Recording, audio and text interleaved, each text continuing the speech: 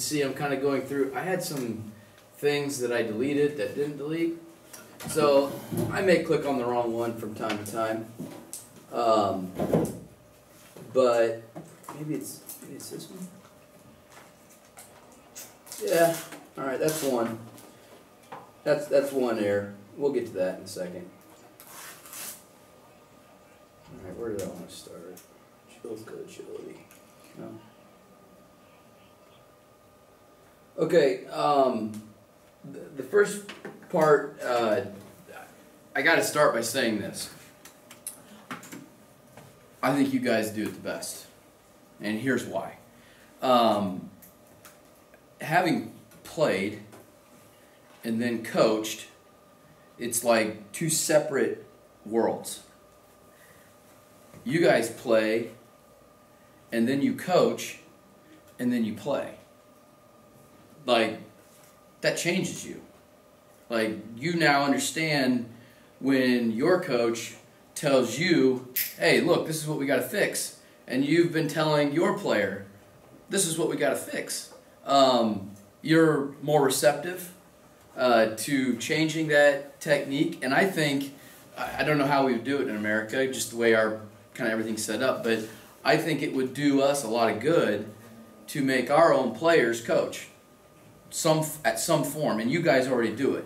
So that's what I mean. And having been around you guys for, what is it, 3 days now? Yeah. Three days? It's been outstanding. So I applaud Sebastian. And there's, help me with your name, but you've been at every one of these? Adrian. Yep. You guys are fantastic. You do a great job. The guys we work with are outstanding. So I wanted to kind of start by saying that. Today we're going to talk about running backs. I haven't coached running backs in about 2 years, so I don't have as much practice film. Some of that's been deleted because of coaching change and that sort of thing, and I have a lot of game film. So we're going to watch some game film. So if you were in my talk 2 days ago, what I showed was a lot of practice film and then how it shows up in a team setting, in one-on-ones. How's it going? Oh, you're fine. Just informed us there was 2 rooms. Yeah. Oh, okay. Well, welcome. I'm Josh Yoder. I didn't formally introduce myself to you guys, so I'm kind of going to show some things here I'm going to talk about, but then I'm going to have to show you game film of where those pop up. And I'll be honest with you, like, when they told me that I was going to be clinicking about running backs, like, some of the skills of a running back are innate. They understand cuts. They understand field vision. They don't have to be told to run fast. Some are physical, and some of those things just can't be taught. That's just in them. And then other things can, like ball security. So I'm going to talk about this a little bit, and I'll give you some ideas, obviously, for ball security. But let's get started. So there are 5 points of contact when securing the ball, and I'm telling you, working with the running backs on Friday, they all do it. I watched them all, and they all do it well.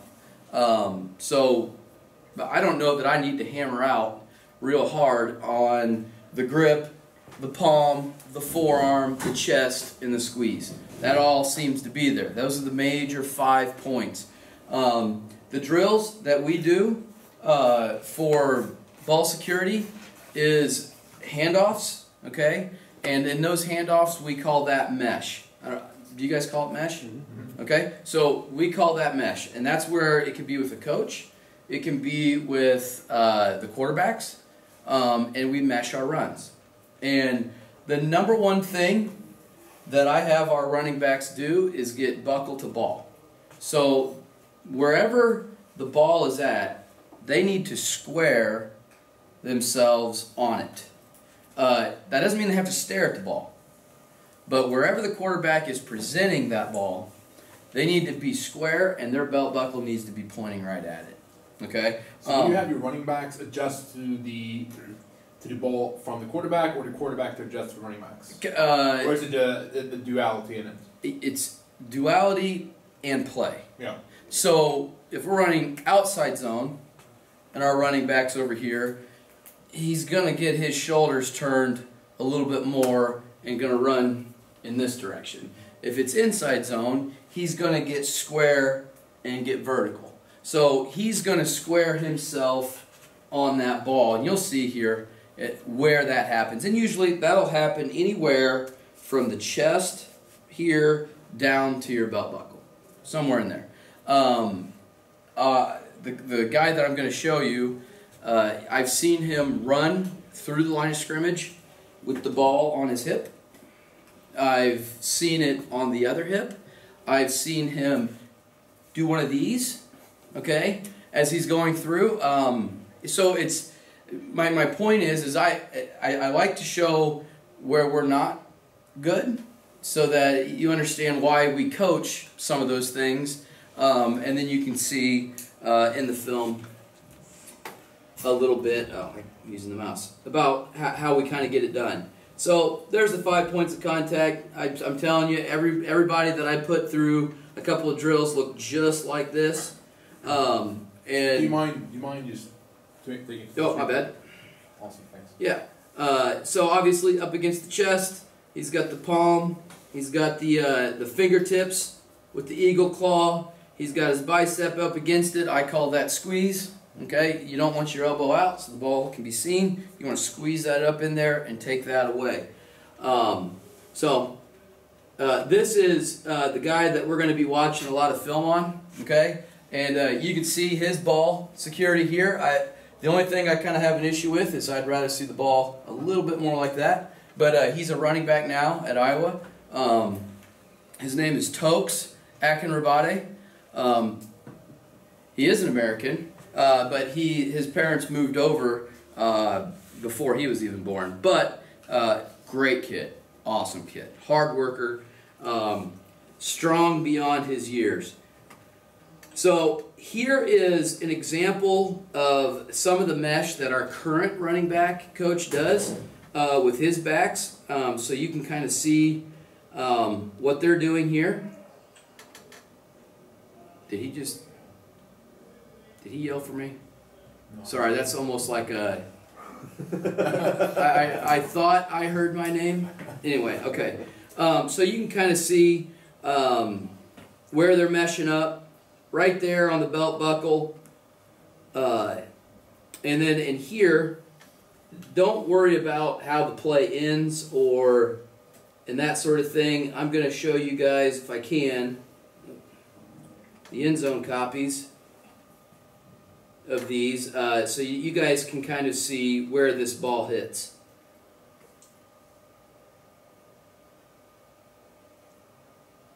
Okay, so if you look at his eyes, the player's eyes, his eyes aren't necessarily staring down the ball.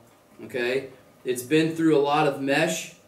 Okay, that he's got his eyes on his keys, and our quarterback obviously isn't staring it into the belly of the running back. Okay, he's got his eyes on his keys. Okay, so I've got a few of these here to kind of show you, and some different plays. So that was a mid-zone play. This is an outside zone play, and you can kind of just see where our mesh is at.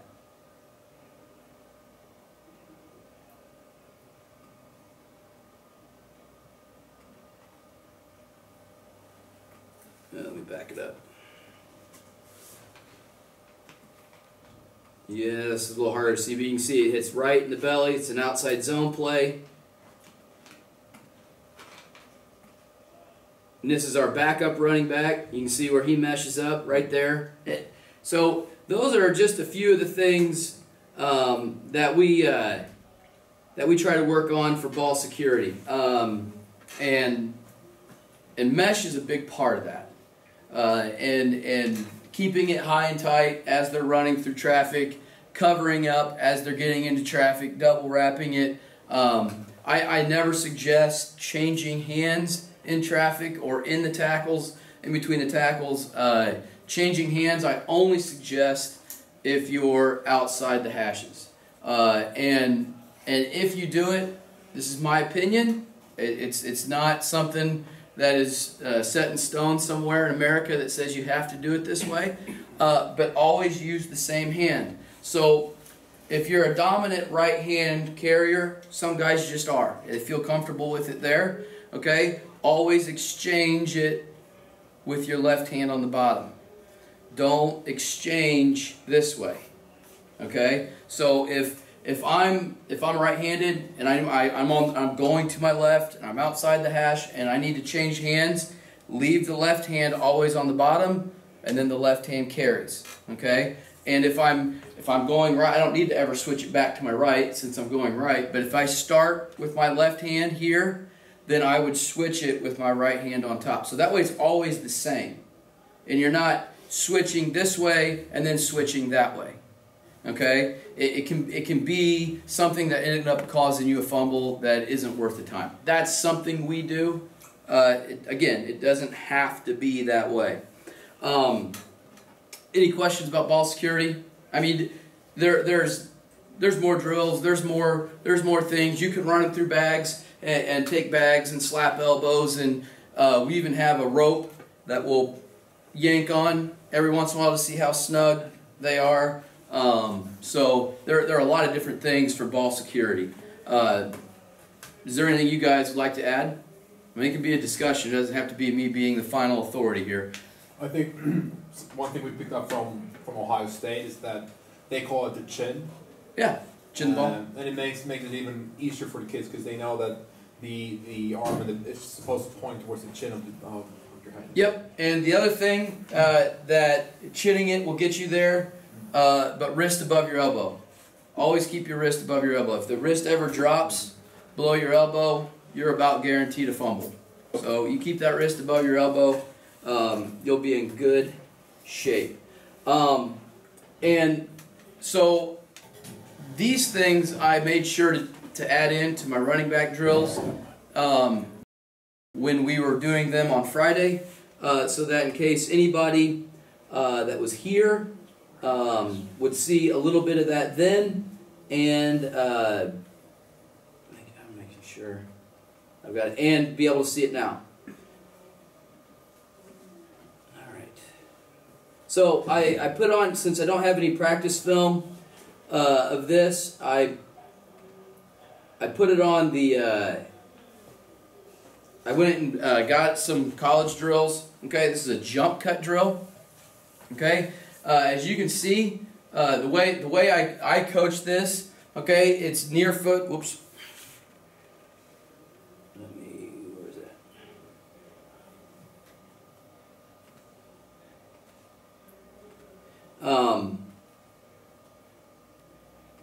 We go near foot over the bag, but it's a hop. Okay, so we'll do a climbing drill on this.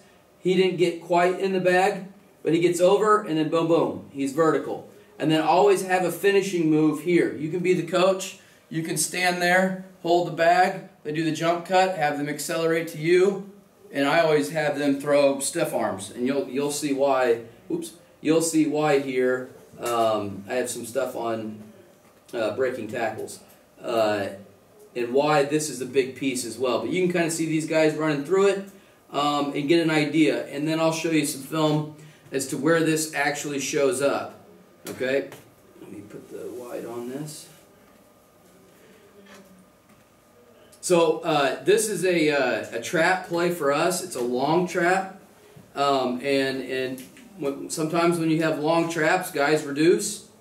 Okay, you see just that little bit of a shift. Okay, he's downhill on the hash, getting to his lane. There's a dude in his lane, and he gets just that little bit of a shuffle cut, a little bit of a jump cut, which then opens him up to make a little bit more yardage. Okay, and it's just one of those things that you don't know where they're going to show up or why they show up. But it's good to have that in the toolbox for when it does.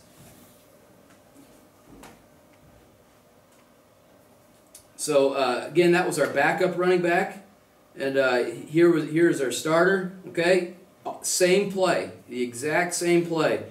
It's that trap. They kind of get down the line, stuff it up. He gets a little bit of a jump cut, gets vertical. The key, in my opinion, is his shoulders. Okay, when he gets downhill here, that's a side cut vertical. And that's what those bags are for when they're hopping over them, is to keep your shoulders square on the jump cut, vertical. Okay, to get back through. I mean, potential traffic, hole, whatever. Okay, so keeping those shoulders square, I believe, is vital.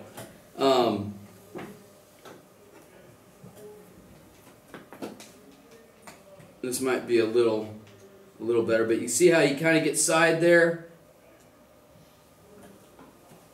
right. Oops, I'm a little bit late. Right about in here.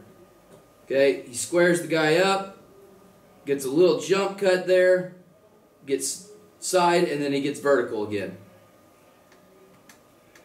Just getting that sideways movement away from tacklers right here is just enough to cause the guy to miss. And you can see he's pretty good at it. And again, he's a guy that we put through drills. He started as a freshman for us. So what is that for you guys? Is that U13, U14? U15. Okay. First year, U15. First year, so he'd be a 14-year-old. Yep. Yeah. So at 14, he was playing varsity for us. I mean, he looked like a man when he walked in as a freshman. So he had some genetic help to being pretty good, and he got better each year, obviously. But you could see that he's got some skills that come with just natural ability.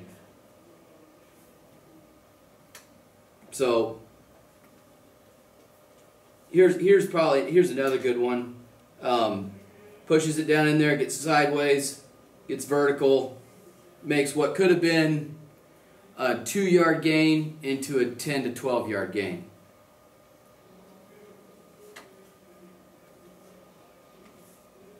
Coach, is there anything specific you do drill-wise to ensure that he keeps his speed going forward? Because as soon as he puts his foot down, he's going vertical.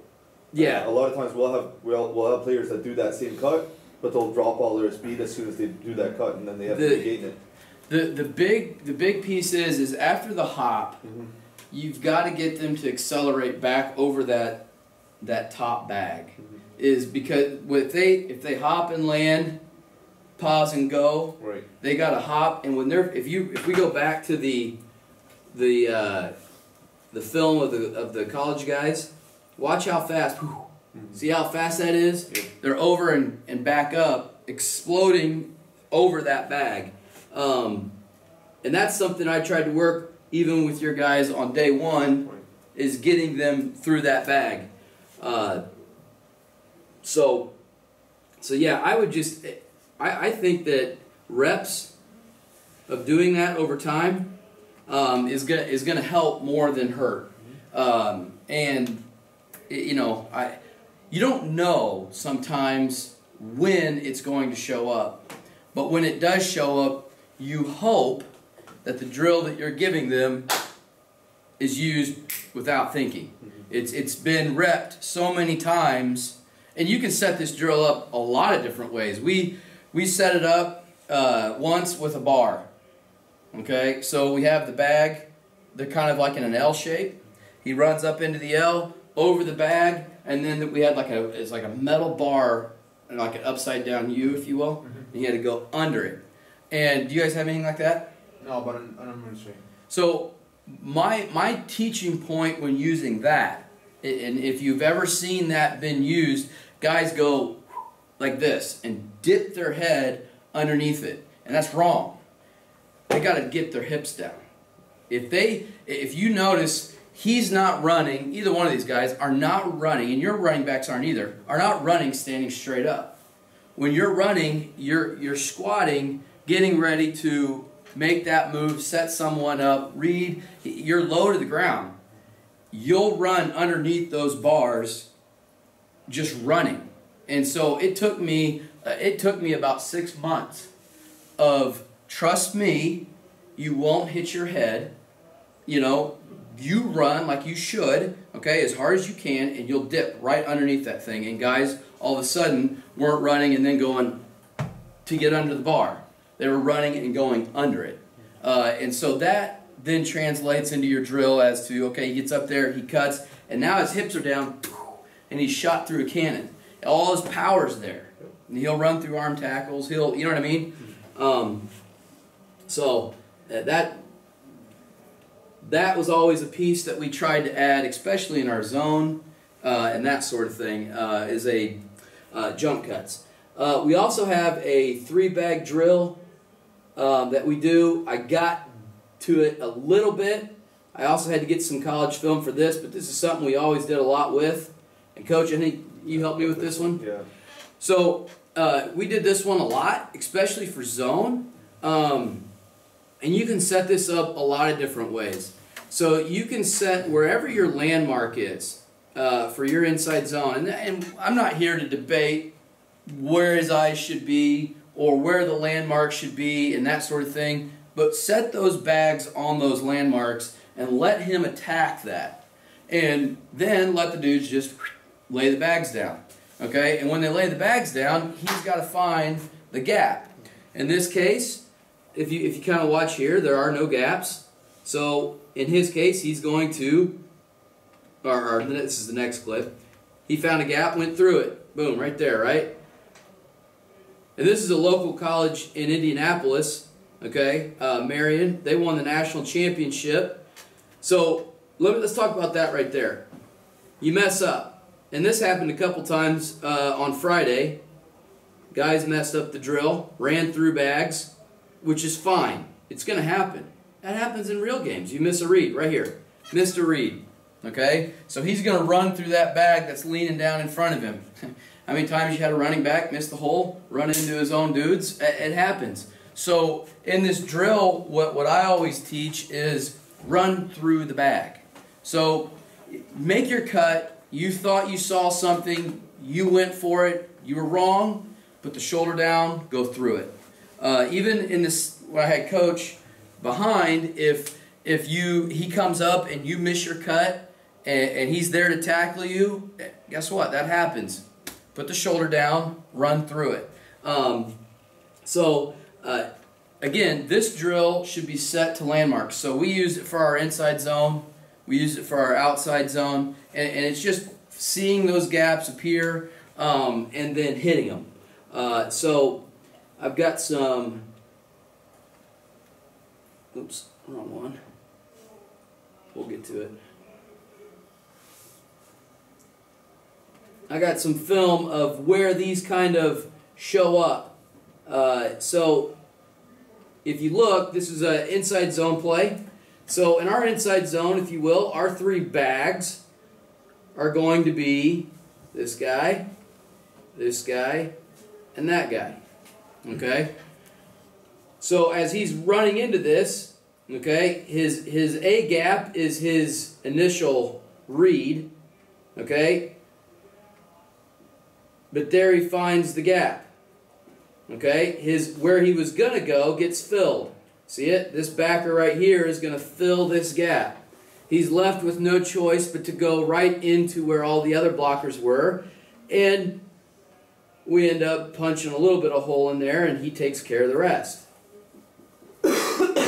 So again, trying to find things that fit in games. Here's another one, same inside zone.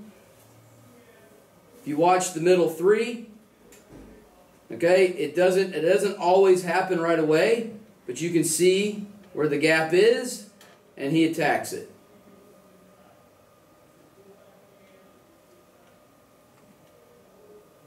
I gotta back this up. The old. We'll go to the end zone shot.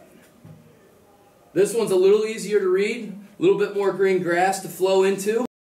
They kind of opened up pretty big there. He loves the sideline though, doesn't he? Yeah, that again, and that's that I don't know. I mean, I'm sure you guys teach the same thing. Hash number sideline, and that's what we always teach. Hash number sideline. You get through the first line, take that thing. Hash number sideline every time. And this guy is our all-time leading rusher in school history. When you play for 4 years straight and you rush for over 1,000 yards every year, that's what happens. And this year, his senior year obviously was the best. He was surrounded by a bunch of good guys. He had our quarterback was a junior then, and pretty talented dude. And we had a receiver that kind of kept teams honest out wide. So again, you can see if you watch the middle three.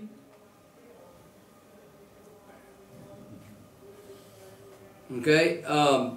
Now I will get to a topic that you may wonder, like, how in the hell do you get a 5-man box?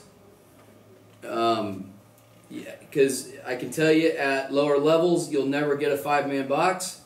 But when this guy in his recruiting class is the #1 quarterback, and this guy is a Division I receiver, and that guy's a Division I running back, they have to choose what they're going to defend. And at times, they would give us a 5-man box. That makes it a little bit easier for our offensive line. And I'll show you some of the things that we did to kind of manipulate that, to get those boxes. But you can just see kind of how some of these things show up. And then, again, natural ability. I mean, I didn't teach him, how to make everybody miss. That's God-given, and I appreciate that he was on my football team that year. But again, my point is, if you look at this drill right here, okay, it's widening. He can't cut back into the big guy, okay? He stays on the path. And you can just see how some of those drills kind of apply and how they show up. Number 51 is a pretty decent player. The guard? 55? Yeah, Or 53? 51 and 55. I don't know if there's a 51 out I there. think he was on first clip. Oh, the very first one? Yeah, maybe he changed. He was driving. Number 55 too. Yeah, 55. I don't know the conversion rate in kilos, but before he left for college, he ended up squatting like 630 pounds. He was I swear to you, he's not much taller than me. He's a wide body, hard-nosed kid. I gotta stop for a sec. He had brain cancer. Was thought to be brain cancer. He had a tumor. So his junior year, he starts getting double vision in the spring, and Dad doesn't really think, oh, come on, son, no big deal. And you guys know what a Costco is? Mm-hmm. Yeah. So they go to a Costco eye center, and the doctor there goes, the eye doctor goes, I think he's got to get checked out. Like, this is something that's not normal. And they go in and they find a tumor like this on his brain, and they do surgery immediately. So, I mean, you can think about your day like how we've had today, and all of a sudden your vision goes a little funny, and then next thing you know, you're in emergency surgery, and the guy is a walking miracle. It wasn't cancerous, thank goodness. They got it all out, and he was back playing football that fall. Like, Wow. yeah, I mean, they cut his skull. I mean, it was a miracle. And now, he thought his football career was over. It was done. And now he gets to play college football. So he's a great kid. But I had to, since you brought him up, I had to say something about Does he him. play O-line in college too? Yeah, he's gonna. Is he a fullback? No, he's gonna play guard, Okay. guard and center. So, not sure which one. Depends on on how it shakes out in fall, so in camp. So I'll show a couple more, and then we'll bump into my breaking tackles. So again, watch the 3 interior guys, okay, working on reading those bags, okay, that bag drill. And you just kind of see how that develops, okay. Any questions about that drill at all, or anything on those? Okay. So I will go and I gotta have a little fun with this. Some of these plays are these stiff arms, and honestly, the only way to put this in here, again, some of this is God-given. There are some no-look stiff arms that you're going to see here. I can't teach that, okay? But you can teach what we did. Doing the jump cuts, having the bag at the end of a drill, boom, throwing a stiff arm. Teaching them how to throw the stiff arm. Hit them with the palm. Hit them in the chest. Hit them something solid. And it's not you throwing the guy down. I got a little highlight video that I got that I want to have a little fun with. But it's pushing yourself further away from the tackler, okay? Unless you're a dominant dude and can actually like bend guys over with one hand. It's a skill, and in some cases, for like this guy, it was an innate skill. How did he know that guy was there? Did you guys see that? This is what I call the no-look stiff arm. Okay? He's running down the field. There he is. You see that? How did he know that, right? Like, he does weird things like that in games. And I'll tell you, this game right here was on ESPN. That's a good way to give him credit. Yeah. That's why the field's so lit up. Yeah, they had to bring in extra lights and stuff. And he hurt himself on this play. You'll see it at the end. He gets hurt. He played through the game. Their quarterback was, in his class, he was a senior, was the #1 quarterback in the nation. We had the #1 quarterback in the nation in the junior class. So their quarterback ends up going to Michigan this year, and then the following year, our quarterback went to Clemson. So ESPN figured all that out and said, hey, you need to be on ESPN. So, but they were a lot better than we were. So, right here, see him grab his hip? And he grabs it again right there? Yeah, it took him about 2 weeks to recover from that. But the guy was such a baller, yeah. So here again, here's another stiff arm. Okay, this guy is one of the best players on the other team. He played receiver and DB. Excellent football player. And just using that stiff arm helped him get a few more yards.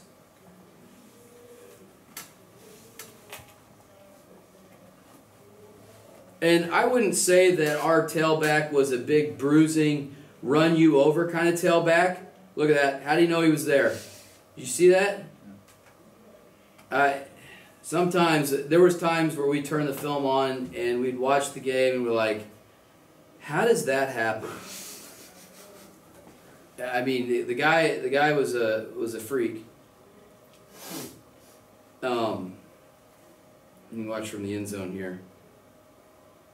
Right there. I mean, Man, is that your tight end coming across? no, it was our slot. That was a good block. Yeah. We had a hell of a game on this one. We ended up scoring 59 points, and this team that we're playing is a tier lower than us, but they just won the state championship last year, and they're a really good football team. And he had a night, our quarterback had a night, and our receiver had a night, and it was one of those things that it wasn't their night. It wasn't the Westfield is the team. It just wasn't their night. And they were a good football team. they were this same team, okay, was one play away from beating us last year. We had to go for 2 in overtime. Do you remember Bulldog? Did Coach Hart ever do Bulldog at Warren? I don't know. Where the O-line just shoots their hands down on the field goal? No. So we say Bulldog, Bulldog, the holder does. And he'll go set hut like that, and the offensive line will just shoot their hand to the ground. Jumps off sides. So we get the ball on the 1.5 yard line and we go for 2 and win with no time left. And so that's how we beat this team who won the state championship last year. So they're a good ball team, but we beat them like a drum in this game, and he had a huge game. But that one right there, from the back, just gives you an appreciation. If you watch him. That's an influence track, wasn't it? Yes, it was.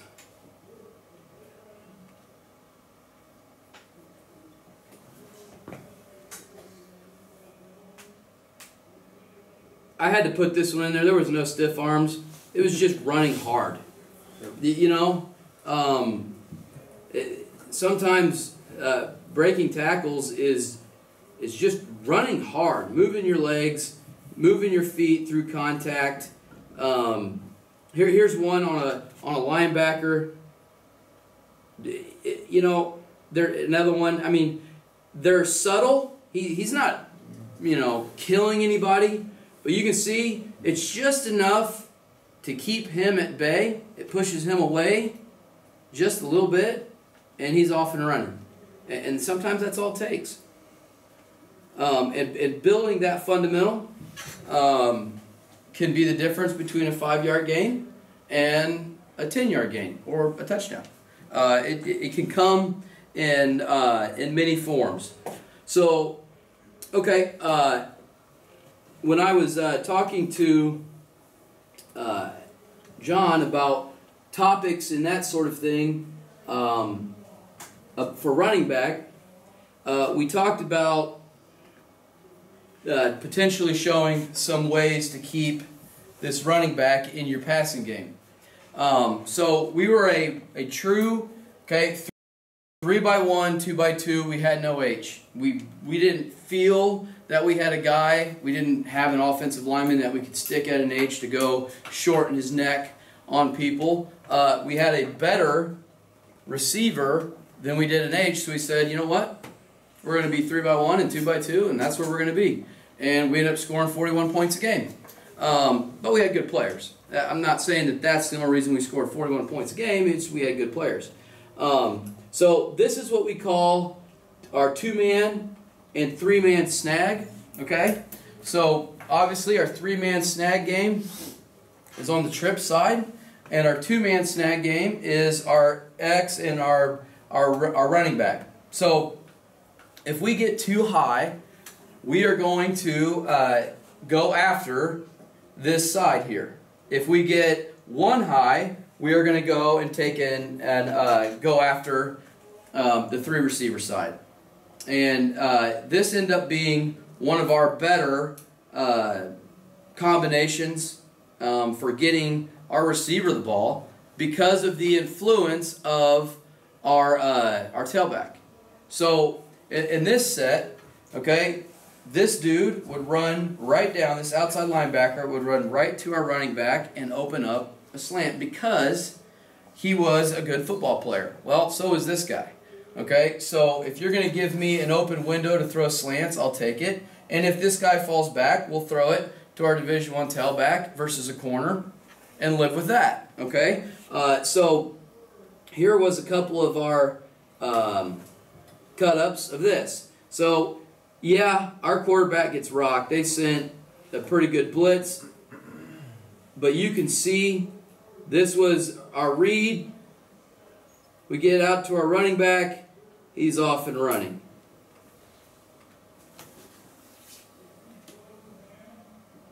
You can see the film's not great, but you can see the linebacker is here. He jumps our tailback out of the backfield, open window for the slant.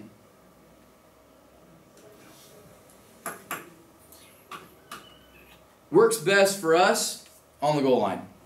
So, again, our quarterback read was right here. Okay?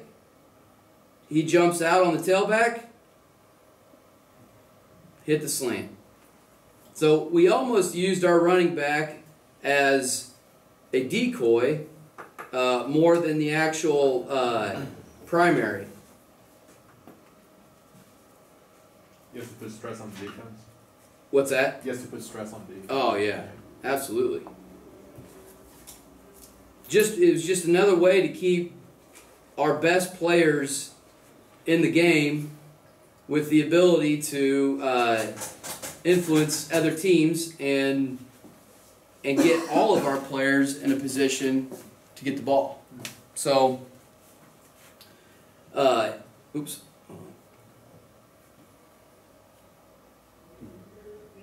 So it's not difficult. Man, these are small. But you can kind of see the windows. That linebacker about got it. We had to talk Hunter through this, our quarterback, and told him, look, all you got to do is wait for the second window. If he pauses for a second, that second window is right there. He's going to hit it. And there's the second window. See that? Slant keeps moving, and we get the completion and keep the chains moving.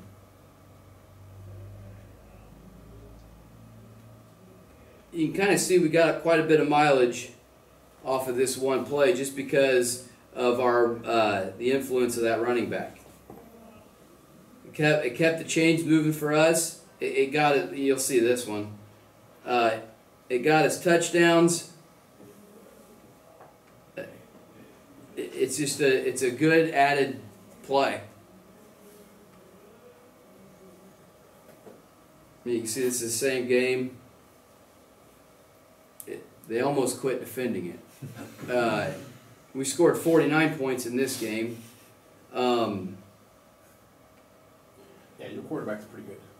Yeah, he can rope it. And Coach, how much pressure do you need to bring to make you keep the running back in the box? He never was in the box. It was our protection. Okay. So it was a 5-man protection up front. If we got a hot off of that side, he was either going to the back. If it was the outside linebacker that was hot, he was going to go to the back. If the linebacker moved out of his window, throwing a slant. I'll be honest with you. For as much talent as he was, we had to keep it very simple. We couldn't throw a lot at him, or he would cripple. So I'm telling you, this was one of the easiest offenses. 3x1, 2x2, and go play football. It was the easiest offenses I've ever coached and called, and we scored the most points. Now we had players to do it. Don't get me wrong, but that was our main coaching point. If we got pressure, I mean, you can see it's so quick that it almost acted like a quick. If you just go back to the clip previously. Oops.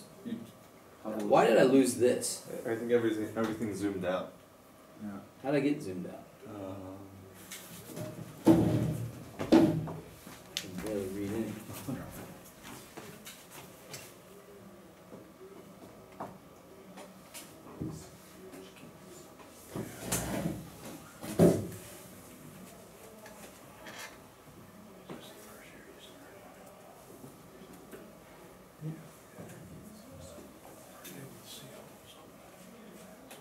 You know the last one? Yeah, it's like a multi-touch, so if you use 2 fingers. That's probably why it's zoomed. Yeah, that's what it's so you should avoid use this one. Oh, okay. Yeah, just move it there and then click here. Or you can click on here. Oh, you can click on the red one? Oh.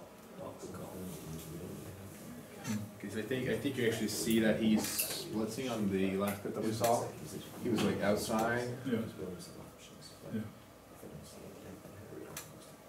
Yeah, if you look at, so he's coming up, like the outside linebacker's blitzing, but then he sees running back. And peels off. Yeah, I guess that We actually saw that quite a lot since he Yep. was. Yep. I guess that's what you're getting. Yep. And that, as a defensive guy, that is part of one of our rules. If we're an edge blitzer and the back leaves, we peel. We peel with the back to cover him up because we don't want to send more than what's being put out. Otherwise, there's a dude wide open. So I'm going to go through and show you some of our RPOs. And our RPOs are very, very basic. So here's our inside zone RPO. This was not ever designed, okay, to be a down the field throw. Okay, our RPO was to act in this case as a run. Okay, so we would block our inside zone solid. Okay, if they would walk this Sam out over our number 2, okay, we would read him, or if they went and split this out, we'd work this double team here to the mic. Okay, we'd read him. If he came in and got nosy to the run, throw a hitch. So is that pre-snap, coach, or is that in play? In play. In play. Yep. I'm telling you, we didn't try to load this guy up at all. And you know, maybe that's my fault as a coach for not loading him up with more, but he couldn't handle everything. So we kind of had to give it in little bits. So we literally had 6 running plays, and every one of them was an RPO except for our options. So there was no chance to throw on an option with an unblocked dude, you know, that can come hit our quarterback. So we made sure that in our run game, okay, we would block the front solid. So we'd RPO our powers, we'd RPO our traps, we'd RPO an inside zone, okay, we'd block it solid, but then we had our zone read and we had our outside zone read, okay. But other than those 2, we would RPO everything else, and it was just this.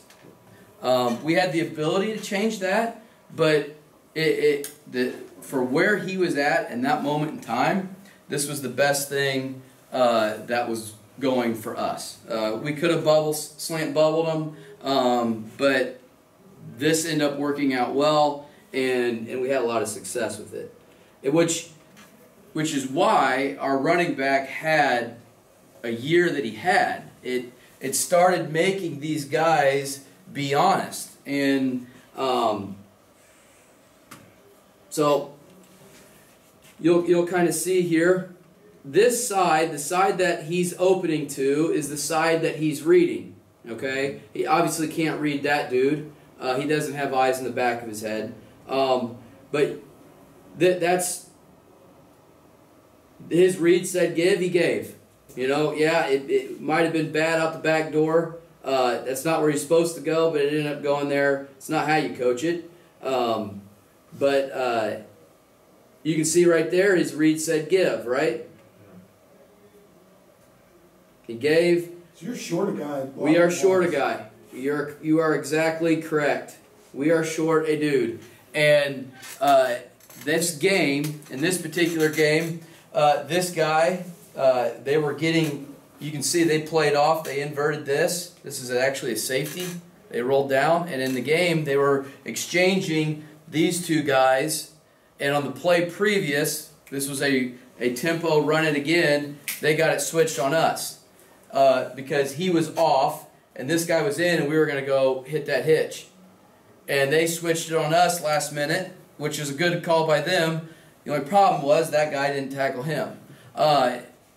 It wasn't perfect. I wish I could say that I designed it to be perfect, but sometimes it's not, and that's what happened.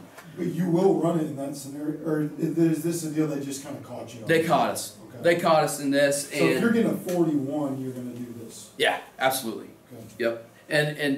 And we had enough stuff with these guys to make those guys widen out.